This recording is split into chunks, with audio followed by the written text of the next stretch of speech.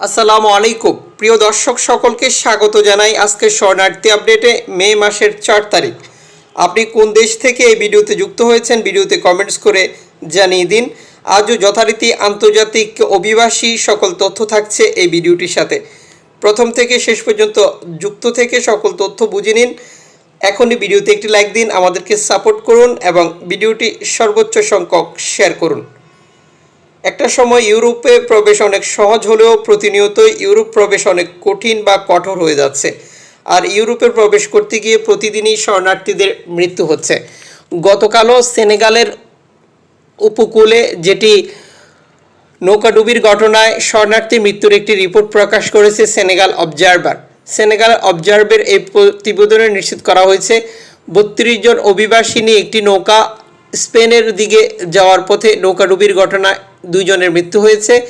বাকি লোকজনকে নিরাপদে উদ্ধার করতে সক্ষম হয়েছে। তবে নৌকাটিতে কোন দেশের অভিবাসী ছিল এই প্রতিবেদনে তা নিশ্চিত করা হয়নি।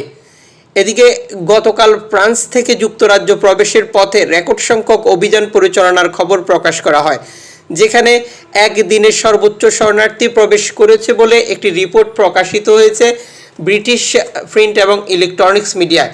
যেখানে দেখা যায় শুধু মাত্র কয়েক ঘন্টার ব্যবধানে 711 জন অভিবাসী ইংলিশ চ্যানেল অতিক্রম করে যুক্তরাজ্যে প্রবেশ করেছে।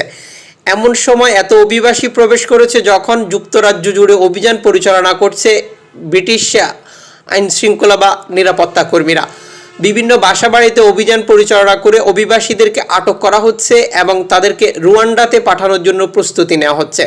যেহেতু বহুল বিতর্কিত এবং বহুল সমালোচিত এই বিলটি ব্রিটিশ সংসদে পাশ হয়েছে এবং বর্তমান রাজা সেটি অ্যাপ্রুভ করেছে, এরপর থেকেই যুক্তরাজ্য জুড়ে অভিবাসী এনজিও সংস্থা মানবাধিকার সংগঠনগুলো তাদের দাবি দাওয়া নিয়ে রাস্তায় অবস্থান করছেন এবং বিভিন্ন প্লেকার্ড ফিস্টেন বা বিভিন্ন ধরনের দাবি নিয়ে আন্দোলন অব্যাহত রেখেছে।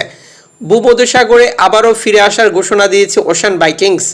ওশান ভাইকিংস এর আগে অভিবাসী নামানোর জন্য ইতালিতে যাওয়ার পর ইতালি কর্তৃপক্ষ আইন লঙ্ঘনের অভিযোগে তাদেরকে আটক করেছিল এবং তাদের জরিমানা দিয়েছিল। দীর্ঘদিন তাদেরকে আটকে রাখা হয়েছিল। পরিশেষে সেই আটকাদেশ সম্পূর্ণ করে তারা আবারও ভূমধ্যসাগরে ফিরে আসার প্রস্তুতি নিচ্ছে বলে একটি প্রতিবেদন প্রকাশ করেছে। এদিকে নাদির সর্বশেষ এক্স বার্তায় নিশ্চিত করেছে ভূমধ্যসাগরে একটি প্লাস্টিকের নৌকা থেকে 41 জন অভিবাসীকে নিরাপদে তারা উদ্ধার করেছে। নিঃসন্দেহে এটি ভীষণ ভালো খবর। বর্তমান পরিস্থিতিতে যেখানে আবহাওয়া পরিস্থিতি খুবই খারাপ এবং মধ্যপ্রাচ্য সংকট আরও নানার কারণে ভূমধ্যসাগরে শরণার্থী নৌকা ডুবির ঝুঁকি রয়েছে, এই পরিস্থিতিতে একটি এনজিও সংস্থা এই বিপদগ্রস্ত শরণার্থীদেরকে উদ্ধার করেছে। নিঃসন্দেহে এটি ভালো খবর। এদিকে ভূমধ্যসাগরে বিপদগ্রস্ত শরণার্থীদের ব্যাপারে একটি প্রতিবেদন প্রকাশ করেছে এনজিও সংস্থা যেটি জার্মানের সহযোগিতায় চলে। তারা বলছিল বর্তমান ভূমধ্যসাগরের পরিস্থিতি খুবই খারাপ। সেখানে একাধিক এনজিও সংস্থার প্রয়োজন থাকলেও বর্তমান কোনো এনজিও সংস্থা ঠিকভাবে কাজ করতে পারছে না ইতালি সরকারের কঠোর অবস্থানের কারণে।